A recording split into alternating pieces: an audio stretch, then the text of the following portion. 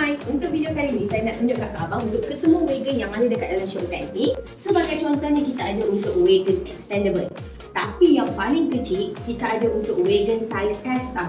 Untuk wagon size S dia boleh support sehingga 80 kg.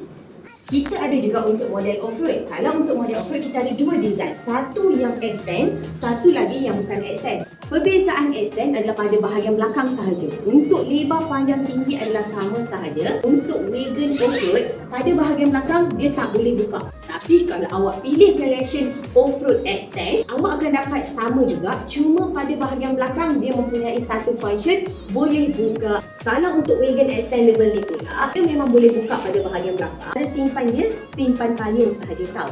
Tapi untuk tabletop ni kita jual secara berasingan dengan wagon tau. Kalau awak nak, boleh masuk dalam kita punya line untuk dapatkan produk dengan harga yang termurah. Kita jumpa lagi untuk the next video. Bye bye.